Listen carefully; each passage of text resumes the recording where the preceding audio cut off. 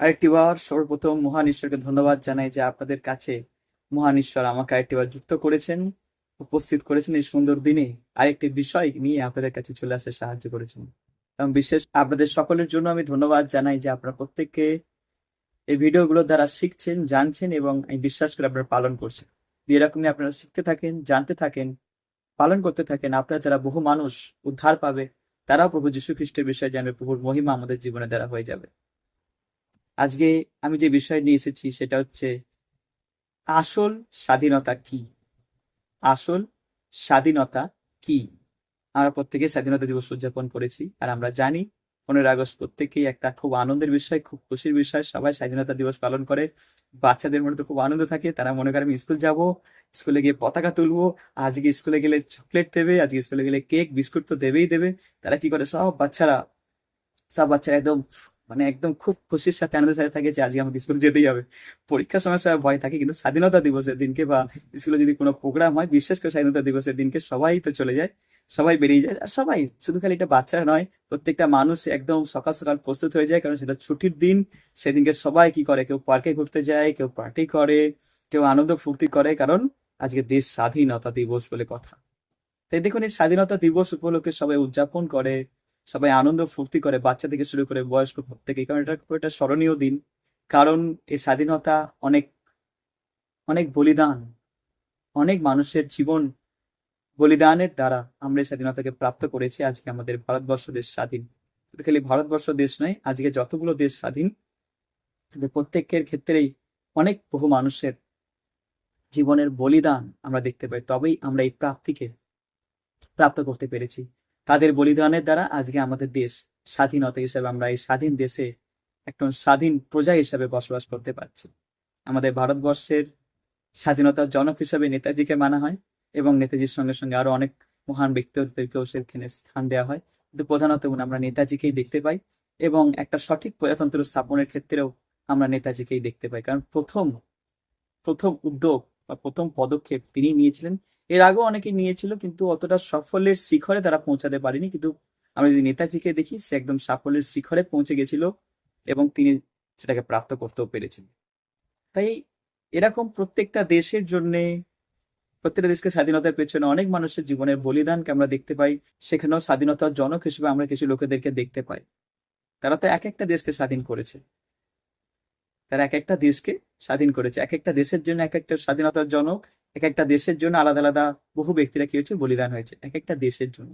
তার জন্য এক একটা দেশ কি হয়েছে, আজকে স্বাধীন হয়েছে। সেখানকার মানুষেরা স্বাধীনভাবে একটা স্বাধীন প্রজা হিসাবে কি করছে, জীবনযাপন করছে। কিন্তু আজকে আমি আপনাকে বলতে চাই, আজকে দেশ তো স্বাধীন, কিন্তু আপনি কি স্বাধীন হতে পেরেছেন? আজকে কি আপনি বলতে পারবেন? আপনার কি মনে হয় যে আজকে দেশ তো স্বাধীন, কিন্তু প্রত্যেকটা মানুষ কি স্বাধীন? আজকে দেশের স্বাধীনতার জন্য নেতা হিসাবে অনেক মানুষের নেতৃত্ব দিয়ে বহু মহান ব্যক্তিত্বরা নিজের জীবনকে বলিদান দিয়ে দেশকে স্বাধীন করেছে তারা। কিন্তু আজকে বলি, তাদের বলিদান, তাদের পরিশ্রম, তাদের জীবনদান, তাদের কষ্ট, তারা যে পরিশ্রম, কঠোর পরিশ্রম, কঠোর কষ্ট, যন্ত্রণাকে উঠে বলিদানকে দিয়ে এই দেশকে স্বাধীন করেছে, সেটাকে আমরা কতটা গুরুত্ব দিচ্ছি? সেটাকে আমরা কতটা গুরুত্ব দিচ্ছি, মহত্ব দিচ্ছি? আজকে দেশ স্বাধীন হলেও কি আজকে আপনি বলতে পারবেন নিজের মন থেকে, হ্যাঁ আমি স্বাধীন?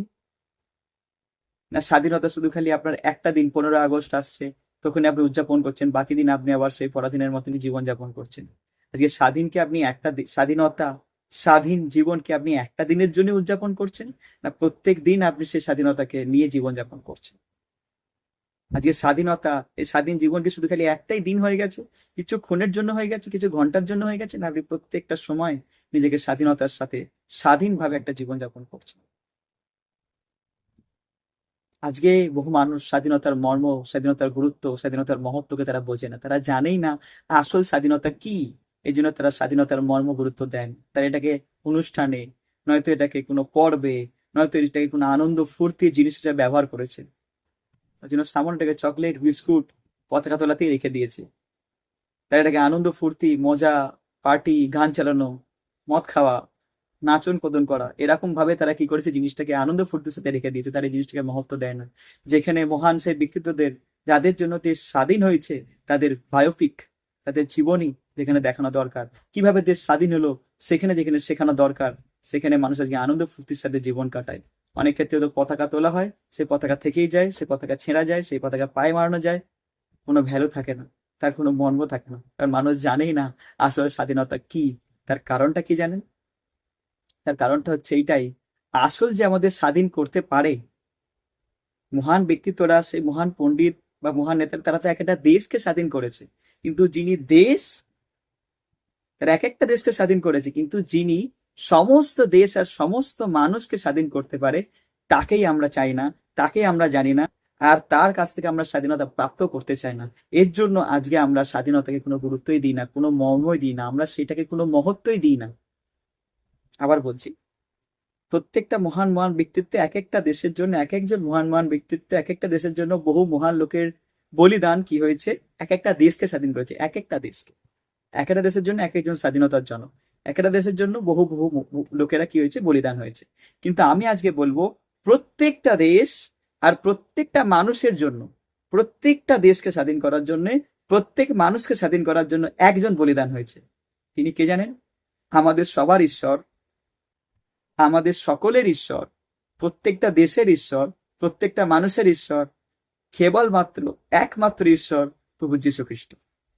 তিনি প্রত্যেক দেশ আর প্রত্যেক মানুষকে স্বাধীন করার জন্য বলিদান হয়েছে, কিন্তু মানুষ আজকে তাকে চায় না, তাকে জানতে চায় না, শিখতে চায় না, সেখানে ভেদাভেদের সৃষ্টি করে। এর জন্য আজকে মানুষের কাছে স্বাধীনতার কোনো গুরুত্ব, কোনো মর্ম নেই, কারণ আজকে দেশ তো স্বাধীন, মানুষ পরাধীন। এর জন্য দেখুন, দেশ স্বাধীন, কিন্তু স্বাধীন হওয়ার পরেও মানুষকে যে স্বাধীন, চুরি, লোভ, হিংসা, নিন্দা, খুন, ধর্ষণ,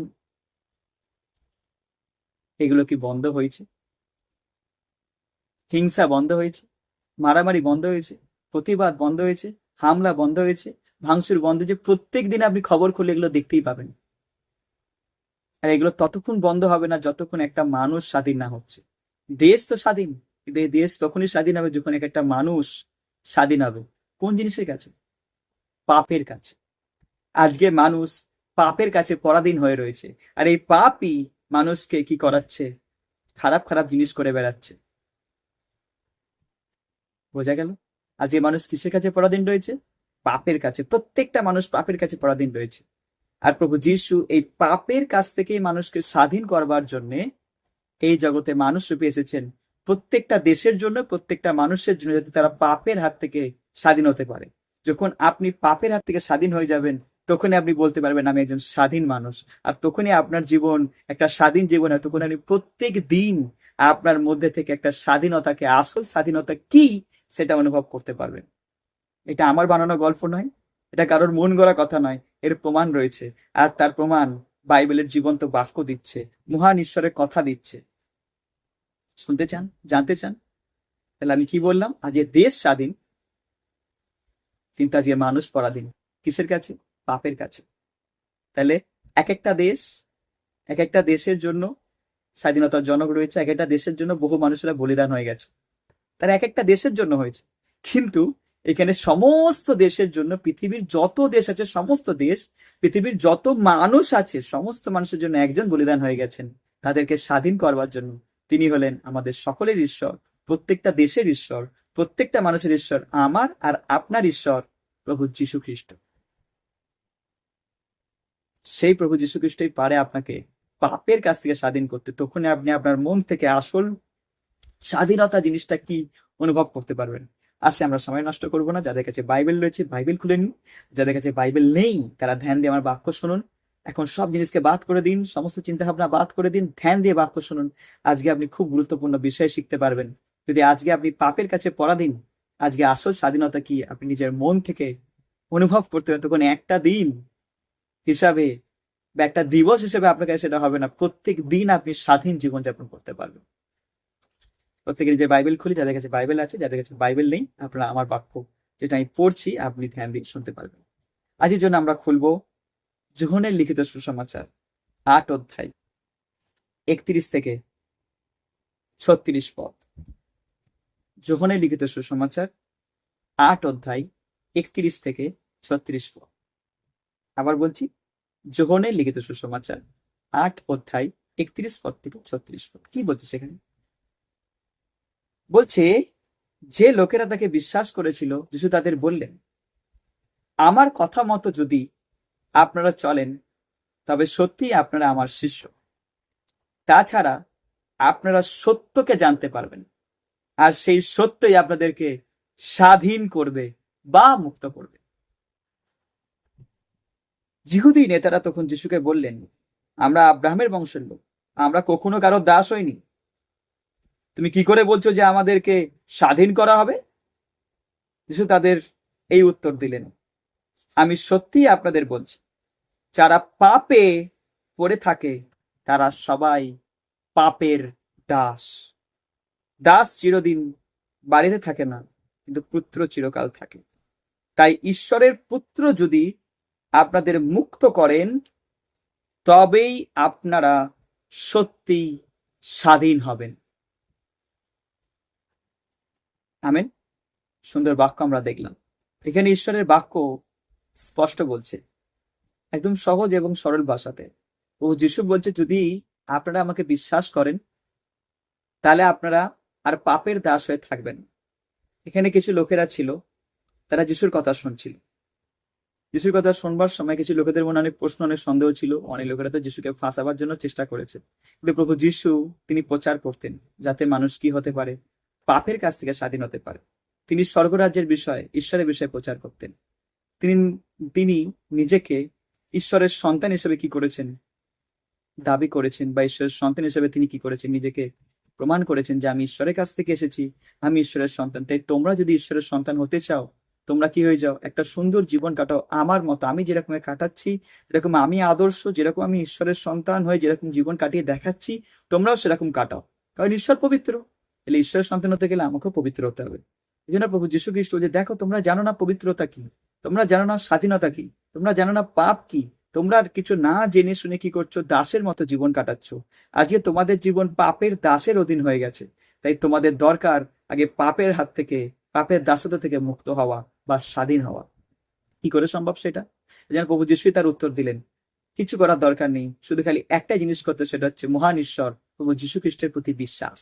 সেই বিশ্বাস আপনাকে কি করবে, পাপের দাস থেকে, পাপের দাসত্ব থেকে আপনাকে বের করে আনবে, আর আপনি স্বাধীন হতে পারবেন। আর সেখানে প্রভু যীশু খ্রিস্ট যখন লিখিত সুসমাচার 8:36 পদে স্পষ্টভাবে বলেছেন, যদি প্রভু যীশু, যদি ঈশ্বর প্রভু যীশু খ্রিস্ট স্বাধীন না করেন, তাহলে কেউ স্বাধীন নয়, তাহলে সবাই পরাধীন। আর আজকে তার প্রমাণ আমরা দেখতে পাচ্ছি আমাদের চারিপাশের জগতের দ্বারা, খবরের দ্বারা। যদি ঈশ্বর একটা মানুষকে স্বাধীন না করে, দেশ স্বাধীন হয়েও কোনো লাভ নেই। মানুষ পরাধীনতার মধ্যেই জীবন কাটাবে। কিসে পরাধীনতার সাথে? পাপের মধ্যে পরাধীনতার সাথে। এই জন্য পাপ থেকে একমাত্র স্বাধীন প্রত্যেকটা দেশ আর প্রত্যেকটা মানুষকে একজনই করতে পারে, সেটা হচ্ছে মহান ঈশ্বর প্রভু যীশু খ্রিস্ট।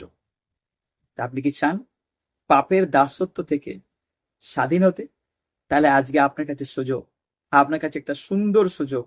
তাহলে আপনার জন্য এই বাক্য, আপনি শুধু খালি প্রভুকে বিশ্বাস করুন। যদি বিশ্বাস করেছেন তাহলেই হবে না, পাপ ছাড়তে হবে।